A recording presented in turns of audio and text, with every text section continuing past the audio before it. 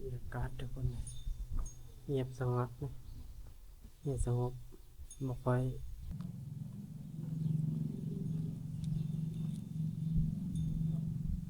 มันมีทางเลือกทางเกียนตะกี้ทางเกียนทางเที่ยวถึงเป็นทางเกียนตะกี้อืมมันมีทางผ่านอยู่แล้วนะเราก็เลย4จุดให้สร้างอยู่นี้ตะกี้น่ะคล้ายคือโพ้นก็เอาแบบหีบสมบอกสมบัติของเอาต้นญาติโยมของชาวบ้านผู้ใดศรัทธาเอามาแล้วก็มาขุดคุ้มตะกี้เป็นคุ้มขุดคุ้มลงแล้วก็ฝังเปรียบฝังพลอยฝังเงินฝังคำมีหยังเนาะต่างๆสิ่งที่มีค่าอันนี้เพิ่นก็มาเรียนนี่ ผมมาเรียนอหย่างกระแพงแก้วได้มันเดือนตัวที่ออมพระธาตุไว้เป็นกระแพงแก้วเดือนอืมหลังจากวิทย์กำแพงนี่เข้าไปอยู่ในพื้นมีแต่พระเบิดเด้อพระเนาะแม่นเป็นพระกุพระเก่าพระแก่ผู้ใดมานำหลังบ่ทันแล้วก็โยนเข้าไปแวะกินข้าวนะเสียดพอดไปต้มอันนี้กอยนะทำไมก็แล้วกันทุกคน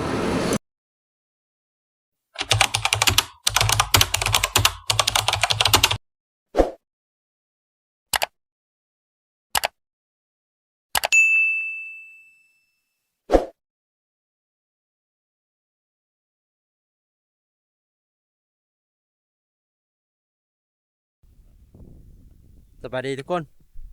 ขอต้อนรับทุกคนกับสู่ช่องผู้ไทยไลฟ์สไตล์นะปิดมาสตึงแทนแล้วนะคลิปนี้ก็พาทุกคนไปกราบไหว้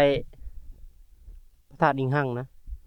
พอแต่คลิปก่อนเลยทุกคนเลยกำลังสิกลับบ้านนะก็เลยมาแวะไหว้พระธาตุอิงหังก่อนถึงสิเป็นยังไงก็ไปติดตามรับชมแล้วกันทุกคนไปสิฮอดแล้วล่ะไปบ่ไปแล้วเซียนพรวันนี้ไปทุกคนตอนนี้ก็ฮอดแล้วนะบ้านธาตุอิงหังนี่ธาตุกะเดี๋ยวฮอดสิไปเข้าทางหน้าพุ่นแหละนี่ทางหลังนะทางหลังทางข้างนะอันนี้เป็นเดินนี่เดินเขาจัดงานบุญนะซึ่งเขาจัดไปว่างวันที่7 ที่ 8บางไหนกี่นี้นะวันที่5 ที่ 6บางไหนนี่แหละที่ 6 เดือน 12เลยซึ่งผ่านมากก็บ่ดนนะ1 2 อาทิตย์นี่แหละเป็นจังไดก็เข้าไปหากราบไหว้ก่อนทุกคนเลยพาทุกคนกับหากราบไหว้นำกันขอพรนำกันนะท่านนางลาวบ่เนี่ยนะทุกคนฮอดแล้วตอนนี้ก็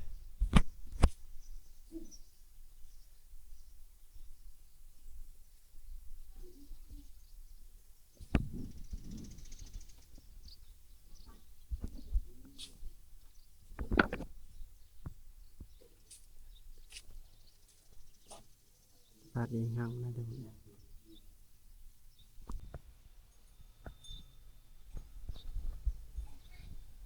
บรรยากาศทุกคนเงียบสงบนะเงียบสงบ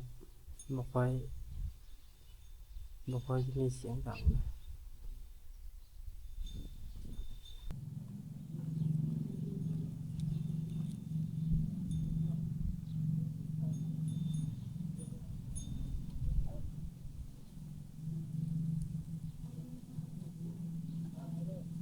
เป็นทางซีแม่นบ่แต่ว่าตะกี้นะมันเป็นคล้ายๆแบบมันมีทางเลือกทางเกียนตะกี้ทางเกียนทางเที่ยวถึงเป็นทางเกียนตะกี้อืมมันมีทางผ่านอยู่แล้วนะเราก็เลย4จุดให้สร้างอยู่นี้ตะกี้น่ะคล้ายคือโพ้นก็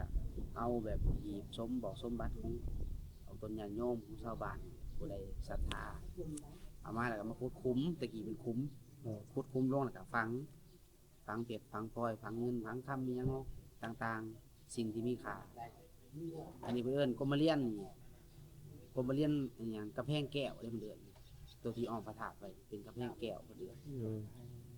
หลังจากวิทย์กำแพงนี่เข้าไปอยู่ในพื้นมีแต่พระเบิดเด้อพระเนาะแม่นเป็นพระกุพระเก่าพระแก่ผู้ใดมานำหลังบ่ทันแล้วก็โยนเข้าไปแล้วดินถมผู้ใดมาบ่ทันตะกี้ เพิ่นเลยเอิ้นพระธาตุอิงหังก็คือพระธาตุนี่พระธาตุโพนเป็นหยังเพิ่นจะเอิ้นพระธาตุโพนพระพุทธเจ้าสันเขาอยู่นี่แล้วเพิ่นก็ย่างธุดงค์ไปหันแล้วมีพระอินทร์พระพรหมนี่มันนิมิตเป็นห้องน้ำให้พระพุทธเจ้าเขาไปถ่ายอยู่หั่นไปถ่ายนักอยู่หั่นเอิ้นธาตุโพนก็คือโพนของพระพุทธเจ้าเป็นโพนเงินโพนครับ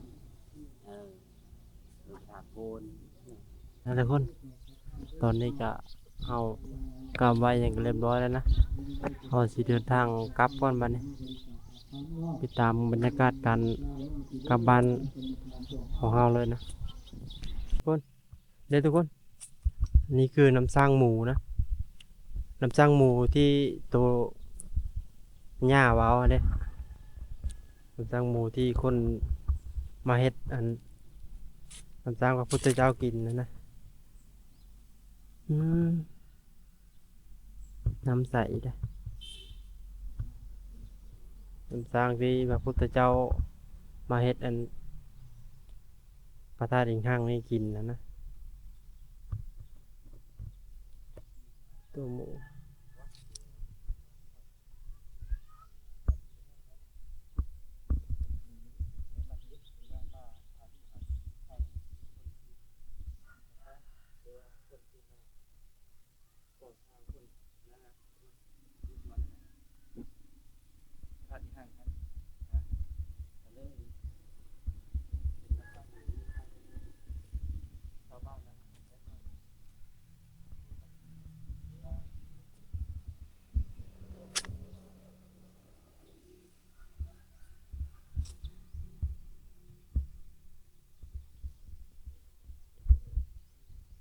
โอเคไปเดินทางครับอ้อมบ้านนี่เอากับหูวัดคร่าวๆนะเอาจากห้องมาแต่วัดพระธาตุอิงหังนะเดินทางไปเซโนต่อเซโนแล้วก็ไปโรงเรียนเป็นแล้วก็จังเอาเมืองเขานะอาสพรแล้วก็หมดบ้านนะ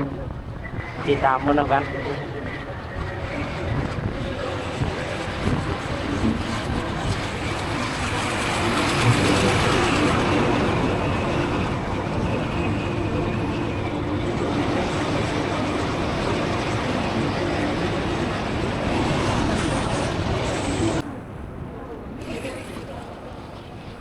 นี่ก็เข้ากำลังเข้าสู่เมืองเซโนนะ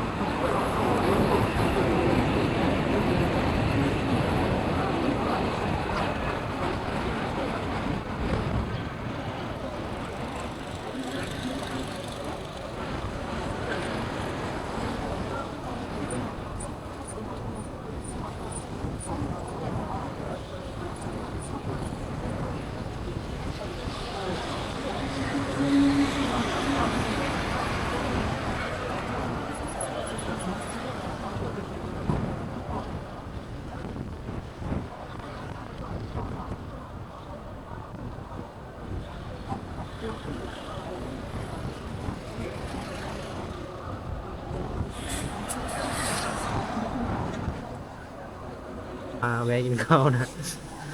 เรียนพ่อนไว้ต้มอันนี้กอยนะมาให้เข้ากันทุกคน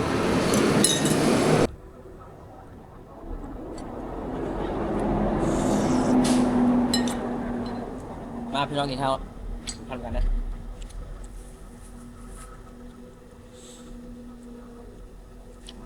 คำใหญ่ๆนะตำนิดนึง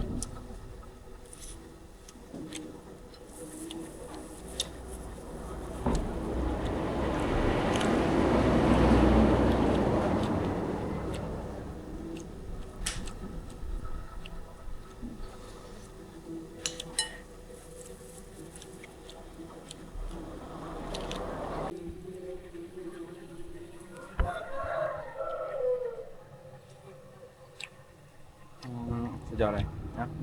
มันเป็นร้อนนะคนป่าเข้าเมืองสุดเลยก็จะเอาคำยังลงจุพี่น้อง